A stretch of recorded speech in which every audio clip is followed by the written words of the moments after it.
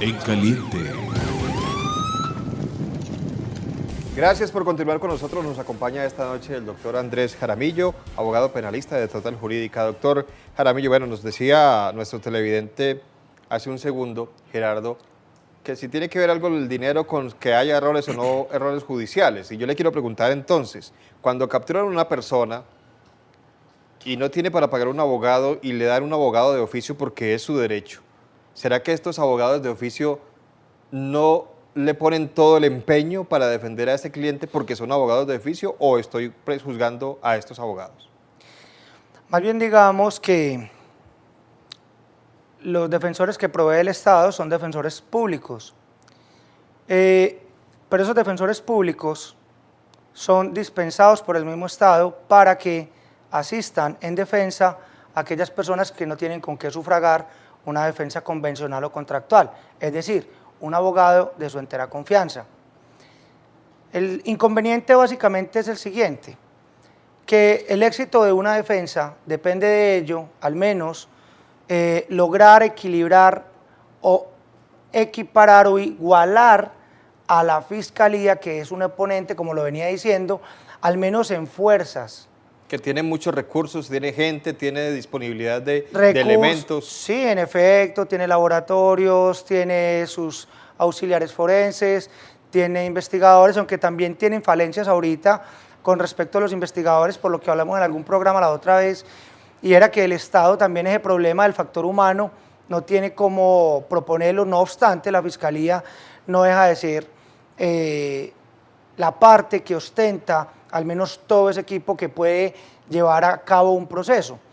En principio se dice que es la Fiscalía la que tiene la carga de la prueba, pero indudablemente ahorita este sistema ha convertido o ha tratado de igualar las cargas o las partes dentro de un proceso, y si un abogado, al menos defensor, no cuenta hoy con ese recurso humano de los investigadores, de los peritos, para poder darle un contrapeso a la Fiscalía en un juicio, indudablemente no va a lograr obtener un resultado favorable para su cliente.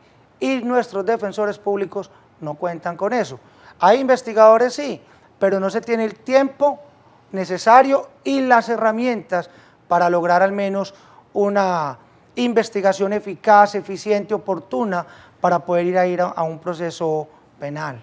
Muy bien, tenemos en línea a Rubén Darío. Rubén Darío, buenas noches. Germán, buenas noches. ¿Cómo le va, Rubén Darío? Muy bien, gracias. Doctor, buenas noches. Buenas noches. Vea, doctor, perdóneme usted y perdone que sea un poco expresivo. Resulta que para mi concepto no es que hayan errores en los procesos judiciales. Para mí es pura y física negligencia. El que menos tiene que ver ahí sería el señor juez, porque al señor juez le presentan muchas veces lo que Fiscalía o los abogados quieren, y usted lo sabe. Yo tengo un caso en que llevé grabaciones, llevé fotos, y llevé hasta medicina, de una medicina que no me le dan tomar a la familia, y Fiscalía, ni Personería, ni los centros que tienen que intervenir ahí han hecho nada. Entonces yo creo que es más bien negligencia de ambas partes. Yo creo que los abogados de oficio pueden ser muy buenos, como también hay abogados que uno los paga y son muy malos, porque a mí me pasó. Muchas gracias y buenas noches. Gracias, Rubén Darío, por comunicarse con nosotros. Bueno, ¿hay de parte y parte o no? Sí, indudablemente.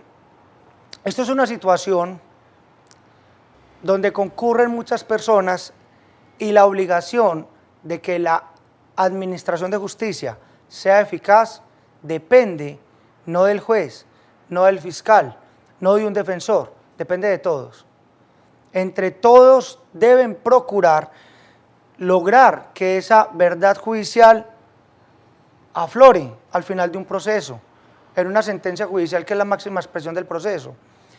Pero puede ocurrir, y como lo decía el oyente, que puede existir impericia, negligencia, desidia por un proceso. En efecto, las partes pueden enfrentarse en un proceso y ser buenas, y hay un juez que de pronto, de alguna manera, con alguna desidia, pueda de pronto, por llevar del paso, lograr un resultado, no tanto porque le asista la razón a una parte o a la otra, pero hay veces teniendo buen material, como lo hablaba el oyente, no procure una providencia, al menos con buenos argumentos después de una valoración de la prueba. Ahora, él no puede caer en el hierro o en el despropósito de que por más cúmulo de pruebas que uno arrime, porque entiendo que fue una parte de un abogado contractual y no se trata de llenar un costal con mucha prueba, mire que acá le traigo, cuando a lo mejor son superfluas o es prueba inocua, que no le va a aportar nada al proceso.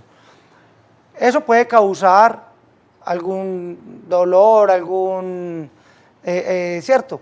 Pero tiene que tener en cuenta que no la cantidad de prueba, de ello depende o hace que se obtenga pues un resultado para lo que se quiere. Tienen que ser pruebas que realmente sirvan en el proceso. En efecto. Que sean sí. válidas y que aporten algo. Y que sean legales. Por supuesto. Porque si la prueba que se arrima es ilegal, volvemos al punto, puede haber un error judicial.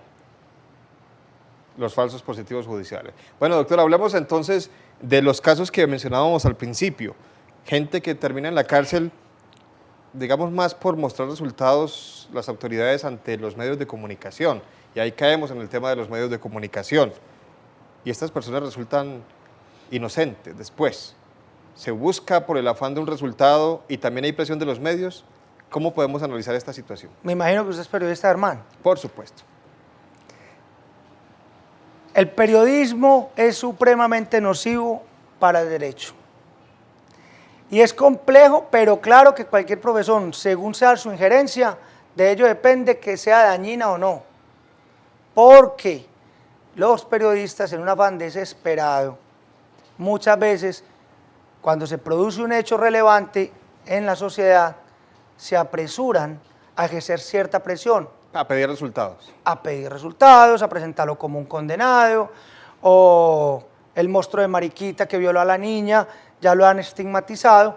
Es lo que los criminalistas conocen como la teoría del etiquetamiento.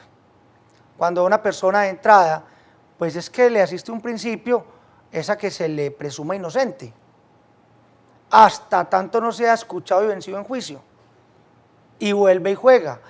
Te quedas detenido 1 año o 2 mientras dura el proceso y qué pena contigo, resulta que eras inocente, nos hemos equivocado, parte sin novedad, puede salir por esa puerta.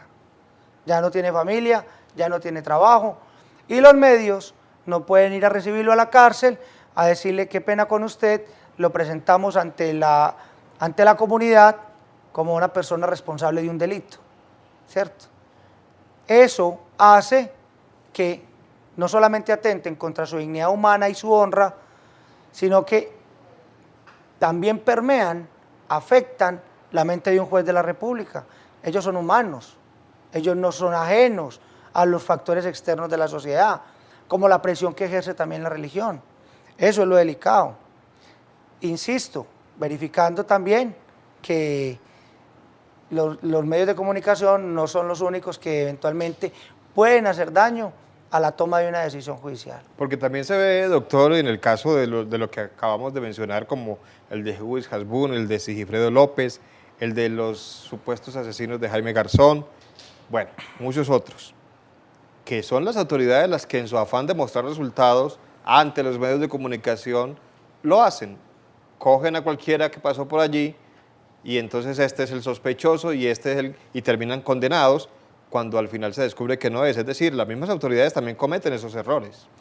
Claro, yo creo que la objetividad, la mesura, la discreción, la paciencia deben de siempre procurar un funcionario judicial de las ramas del poder público.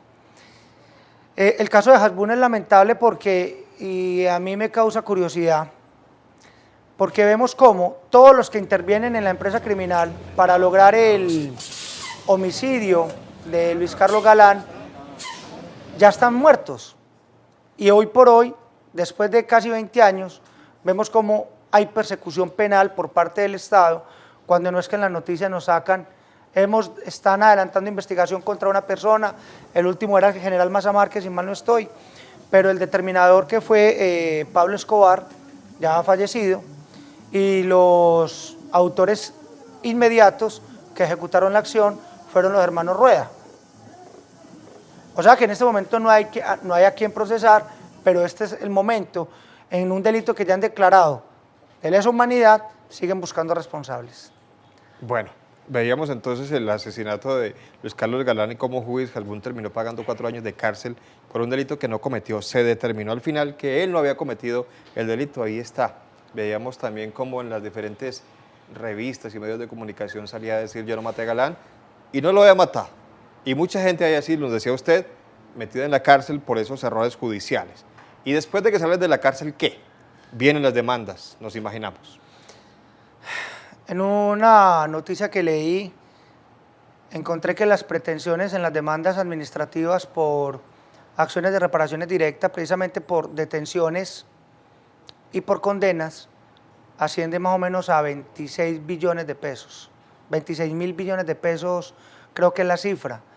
Eso es una cifra escandalosa que de todas maneras eso lastima el bolsillo de todos los colombianos y de ahí porque entre tantas demandas que se han generado precisamente por estos errores judiciales hacen que el Estado, que no tiene de dónde indemnizar, se haga responsable o se obligue a cancelar estas sumas tan cuantiosas. Bueno, la pregunta que uno se hace, doctor, es si se sabe que eso le va a costar al Estado, ¿por qué no se tiene más control? ¿Por qué no se ejerce más control para evitar esos errores judiciales? Es decir, un error como este, como el de Sigifredo López, bueno, él todavía ha dicho que no sabe qué va a pasar, pero lo más probable es que demande y con toda razón. ¿Por qué si se sabe que esas demandas, con toda esa cifra que usted me acaba de mencionar, pues muy alta, por qué sigue pasando esto? El caso de Sigifredo López se supo porque era Sigifredo López, pero está el caso de Pedrito, de Juanito, muchas personas que han terminado injustamente detenidas o injustamente condenadas. Yo atribuyo el problema básicamente al afán desesperado, al menos en lograr algún tipo de resultado judicial. Es mi opinión muy personal y muy respetable, porque para adelantar actos de indagación la Fiscalía tiene muchos años. Hasta hace poco se reguló el término para indagar, ¿cierto? Y posterior a la indagación, cuando ya una persona ha sido vinculada formalmente a la actuación procesal penal, es cuando en la mayoría de los casos, digo que en la mayoría, los privan de la libertad a través de una medida de aseguramiento, ¿cierto? Lo que no debiera ser así, porque la Fiscalía tiene otro término, además de la indagación, para investigar, pero quieren las cosas ya. Entonces se desesperan, y eso fue lo que ocurrió en el caso de Sigifredo López.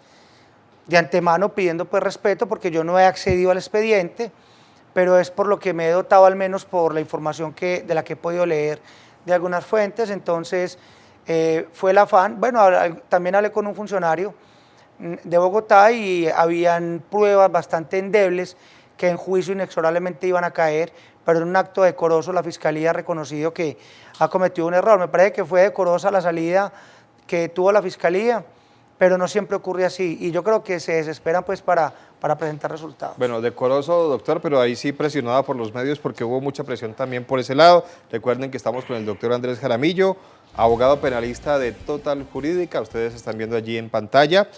Ellos están en la calle 51-51-31 en la ciudad de Medellín, teléfono 448-1822. Y tenemos en línea a Diego. Diego, buenas noches. Le ruego que sea muy breve, por favor. Bienvenido. Diego. Pues Germán, qué lástima tener que ser breve porque me gustaría mucho, ya que tocaste este tema, pues, tu programa es muy importante y has tocado temas muy bonitos, pero el de hoy pues era para largo. Yo te pediría el favor de que ahora que el presidente y tanta gente va a entrar en cuestiones de paz, le dieras una forma de que este programa tuyo en caliente tome muchas partes de esto que está diciendo este señor, porque yo soy testigo y detenido injustamente. También tengo pruebas de cantidad de casos de lo que el señor está diciendo, de que las personas, unos salen a cobrarle al gobierno, pero otros se van para Venezuela y allá están preparándose para seguir el ataque. Eso nace en las mismas cárceles. Yo en los años que estuve detenido tuve experiencias muy graves y me convertí en un psicólogo de todos mis muchachos, porque yo fui profesor de música y de artes en la cárcel, y me di cuenta de la cantidad tan grande de personas que hay inocentemente pagando simplemente la matada de una gallina. Diego, muchas gracias a usted por comunicarse con nosotros. Y Diego, y tenemos que sumarle al señor que se robó el caldo de gallina en la ciudad de Cali. Bueno, ya hablaremos de eso después de la pausa, ya volvemos.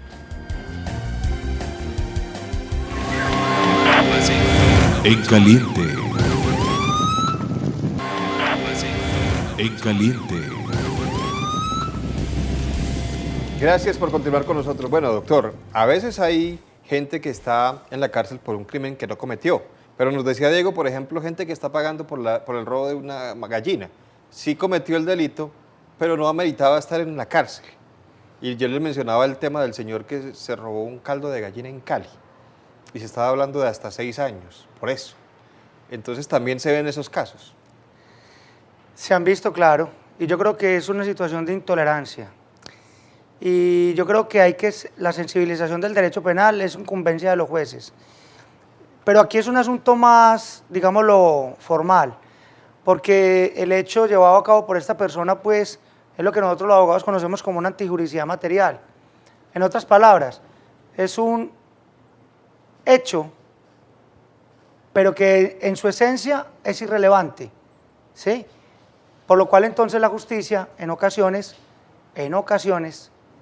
exime de responsabilidad por la falta de ese elemento para poder encontrar una persona responsable. Bueno. Tengo entendido que lo que ocurrió con ese señor fue, porque no recuerdo bien, fue que no prestó la caución prendaria porque a él sí le habían concedido una suspensión condicional de la ejecución de la pena, es decir, lo dejaron en la calle. Pero igual, esa captura la tuvo que haber ordenado un juez y creo que fue exagerada, a mi consideración. A veces se raya con la exageración o el excesivo formalismo, no sé. Bueno, doctor, se nos acaba el tiempo, lamentablemente. Recuerden ustedes, nos acompañó esta noche el doctor Andrés Jaramillo, abogado penalista del bufete de abogados Total Jurídica. Ustedes están viendo allí en pantalla la información sobre esta empresa de nuestro invitado esta noche. Están en la calle 5131 y los pueden ubicar ustedes a ellos en el 448-1822.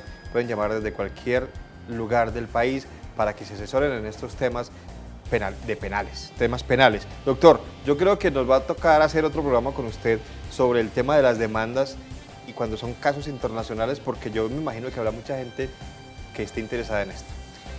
En efecto, Germán, estoy en deuda con usted. Yo creo que nos vamos a tener que programar para una próxima ocasión y tocar el punto ya de las demandas administrativas y las repercusiones de las condenas cuando van con errores judiciales en el exterior y demandas internacionales. Por supuesto, porque lo que sabemos todos, doctor, es que cuando estas personas salen de la cárcel acusadas y condenadas injustamente, demandan y ganan, porque tienen toda la razón de hacerlo, y ahí es donde volvemos al caso de lo que le cuesta al Estado estas situaciones. Esas demandas, y mucha gente seguramente no sabe cómo hacerlo, y usted les puede dar luces en este aspecto. Muchas gracias, doctor, por acompañarnos esta noche. A usted, Germán, muy gentil. Y muchas gracias a nuestros televidentes por acompañarnos también aquí en el programa En Caliente, lunes a viernes 7:45 de la noche por el canal Cosmovisión. A continuación...